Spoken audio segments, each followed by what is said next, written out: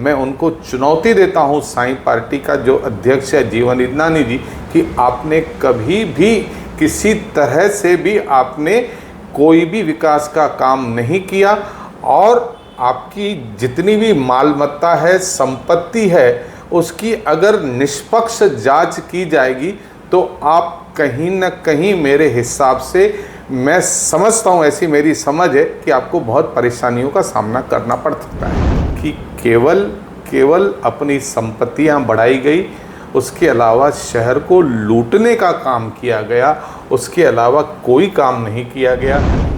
आप भरत जी, हमारी नैसर्गिक युति है, आप न लड़िए, लेकिन वो लड़े और उसका परिणाम ये हुआ कि मात्र 1800 या 1900 वोट उनको मिले।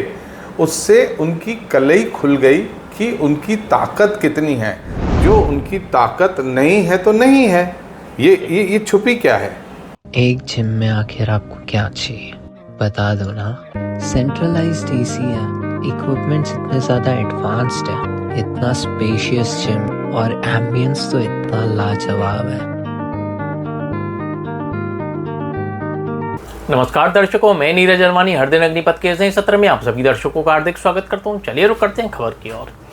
दर्शकों, अब जब उल्लासनगर महानगर पालिका के चुनाव जनवरी के मध्य में किसी भी वक्त किसी भी समय हो सकते हैं, इसी बात को लेकर अब हर राजनीतिक पार्टी, हर राजनीतिक पक्ष काफ़ी सक्रिय दिख रहा है। हर राजनीतिक पार्टी ने अपनी गतिविधियां भी काफ़ी तेज़ कर दी हैं, लेकिन इस सब बातों में सबसे जो तेज़, जो सबसे अव्वल जो पार्टी चल रही है वो है भारतीय जनता पार्टी। जी हाँ, भारतीय जनता पार्टी ने चुनाव कमेटी का अध्यक्ष तक घोषित कर दिया है। प्रदीप रामचंदानी को भारतीय जनता पार्टी की ओर से चुनाव कमेटी का अध्यक्ष घोषित किया जा चुका है। क्या होता है ये चुनाव कमेटी का अध्यक्ष पद, किस प्रकार से ये अध्यक्ष काम करते हैं, इसी बात को लेकर हर दिन अग्निपथ ने प्रदीप रामचंदानी से एक मुलाकात ली। प्रदीप रामचंदानी ने ये तो बताया ही कि किस प्रकार से ये चुनाव कमेटी काम करती है, उनके काम क्या होते हैं। साथों साथ प्रदीप रामचंदानी ने बाकी पक्षों पे भी काफ़ी प्रहार किया है। चलिए इस पूरी इंटरव्यू में, इस पूरे साक्षात्कार में क्या कहा है प्रदीप रामचंदानी ने, किस प्रकार वे अन्य पक्षों को आड़े हाथों ले रहे हैं, चलिए आपको सीधे लिए चलते हैं। प्रदीप जी, ये जो इलेक्शन कमेटी का अध्यक्ष पद आपको मिला है, इस अध्यक्ष पद को लेकर या इस कमेटी का पूर्ण रूप से कार्य क्या करता है, कैसे ये संचालित होती है और क्या उनका कार्य होता है, वो ज़रा जनता को बताएंगे। देखिए, ये जो मुझे भारतीय जनता पार्टी ने चुनाव प्रमुख करके मुझे ये पूरे उल्लासनगर जिला का दिया है, मैं भारतीय जनता पार्टी ने जो मुझ पर ये जिम्मेवारी सौंपी है उसके ऊपर मैं खरा उतरूं। इस जो चुनाव प्रमुख होता है, जिसे मराठी में निवडणूक प्रमुख कहते हैं, उसका मुख्य तौर पर यह काम रहता है कि पूरी जो निवडणूक प्रक्रिया है, चुनाव प्रक्रिया है, उसमें पूरी तरह से उल्लासनगर क्षेत्र में काम करना, कौन से हमारे प्रत्याशी संभावित जीतने वाले हो सकते हैं, उनका चयन करना, और चयन करके जो यहाँ पर हमारी चुनाव प्रबंधन समिति है उसके सामने रखना, और पूरी तरह से जो भी चुनाव में हमें काम करने पड़ते हैं, फिर लोगों से संपर्क करना पड़ता है। उसके बाद जो हमारे पेशे से वकील होते हैं, डॉक्टर होते हैं, संत होते हैं, ऐसे जो मुख्य वोटर हैं जो बहुत सारे लोगों के ऊपर प्रभाव डालते हैं, ऐसे लोगों से मुलाकात करना, सुनिश्चित करना कि भारतीय जनता पार्टी के अधिक से अधिक जो हमारे प्रत्याशी हों वो जीत कर आएँ। यह जो चुनाव प्रक्रिया है उसमें यह चुनाव प्रमुख का काम रहता है। प्रदीप जी, युवाओं का एक ट्रेंड चल रहा है आजकल, युवा काफ़ी राजनीति में आने के लिए आतुर भी हैं। हम देखते हैं उल्लासनगर में भी वो ट्रेंड काफ़ी चल रहा है। तो क्या पार्टी की तरफ से, भारतीय जनता पार्टी की बात कर रहा हूँ मैं, भारतीय जनता पार्टी की तरफ से ऐसा कोई युवाओं के लिए आरक्षण या माइंडसेट है कि नहीं इतनी सीटें तो हम लोगों को युवाओं को देनी ही है?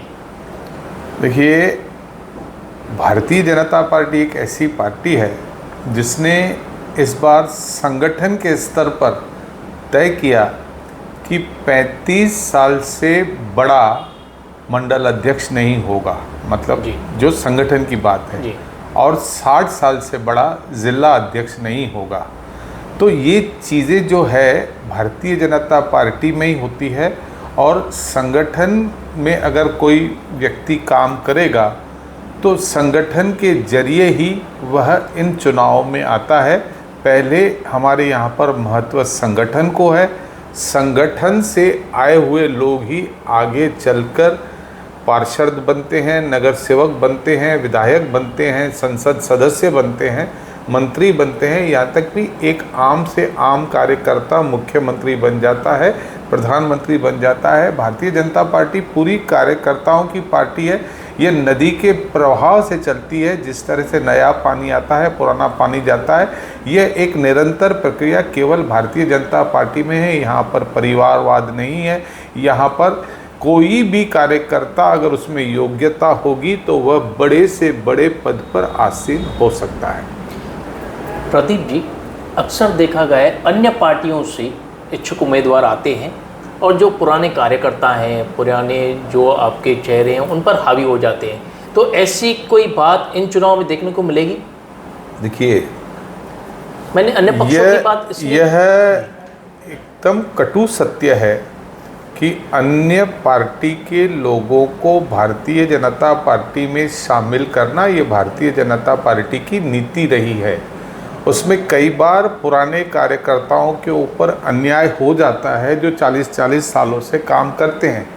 लेकिन आप अगर किसी अन्य पार्टी के नेता जिसकी साफ सुथरी छवि हो और जिसने काम किया है, वह समाज को और अपनी सेवाएं देने के लिए हमारी पार्टियों की नीति, नियत और विचार पर काम करने के लिए तैयार है, तो पार्टी ऐसे अच्छे कार्यकर्ताओं को लेती है और टिकट भी देती है।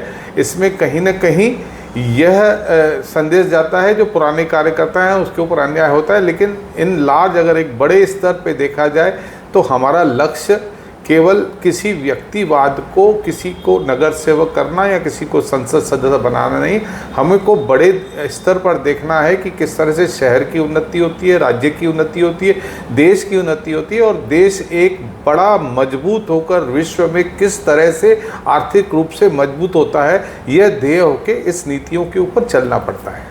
अगर युति नहीं होती है तो उसका खामियाजा भारतीय जनता पार्टी को भुगतना पड़ेगा, ना कि शिवसेना को, क्योंकि शिवसेना के साथ साई पार्टी, टीओके पहले से ही उनके साथ घटक दल के रूप में काम कर रही है, तो इसका खामियाजा भारतीय जनता पार्टी को भुगतना पड़ेगा।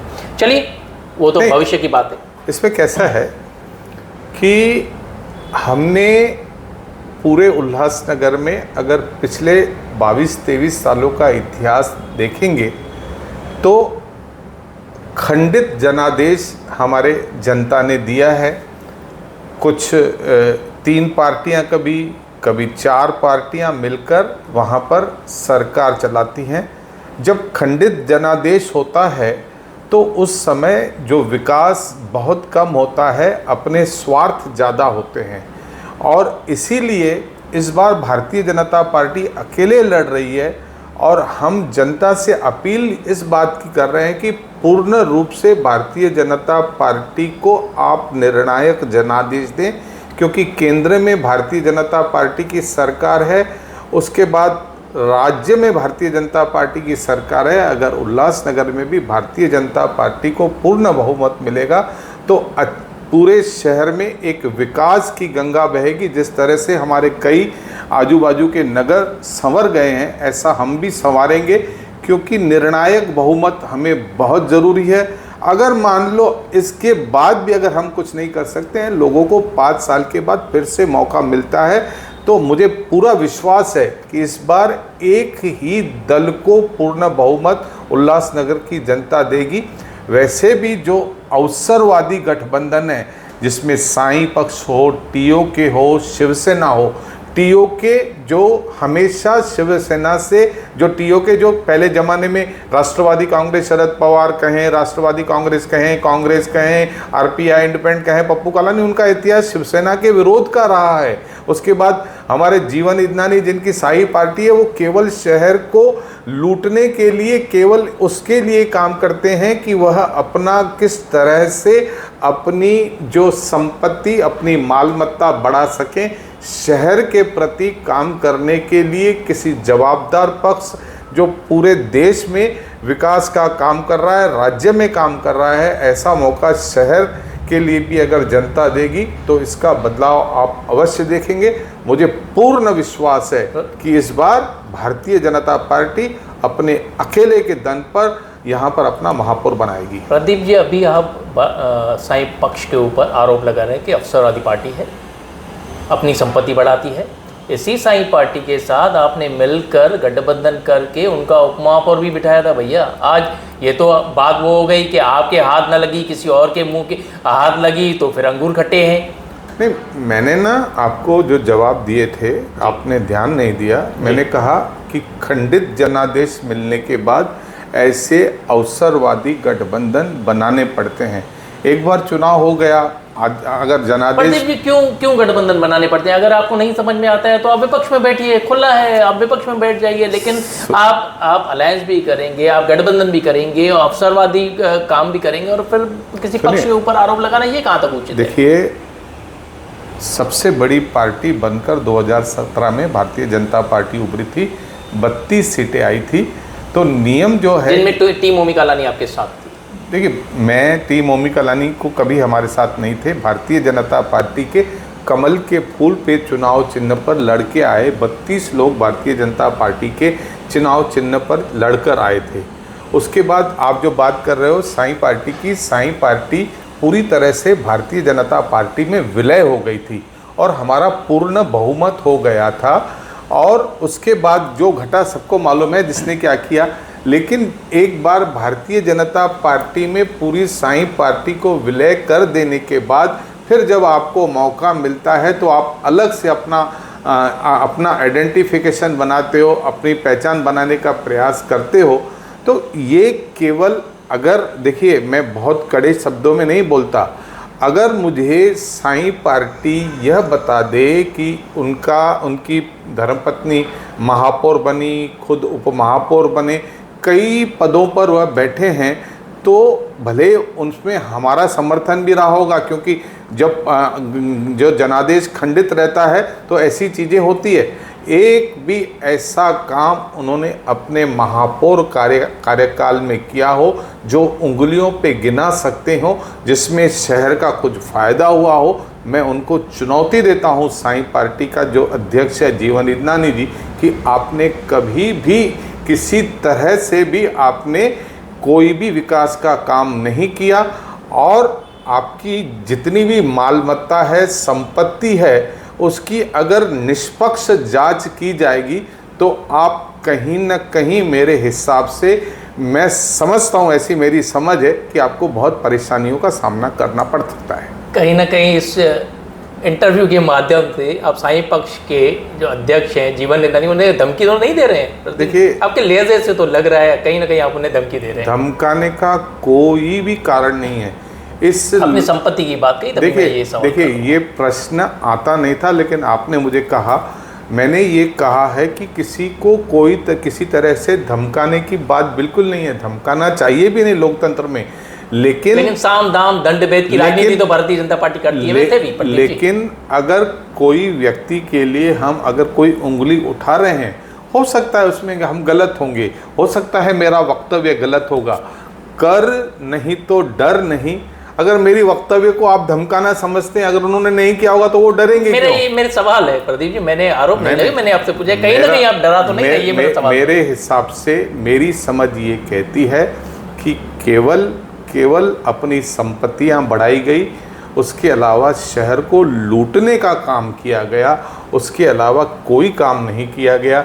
फिर चाहे आप किसी भी दल को ले लें, हम इसीलिए आज देखिए, इतना आपको मैंने पहले भी कहा है कि कालानी परिवार कई वर्षों तक सत्ता में रहा और वह नगराध्यक्ष रहे, महापौर रहे, कई वर्षों तक स्टैंडिंग कमेटी की चेयरमैन रहे, आमदार रहे।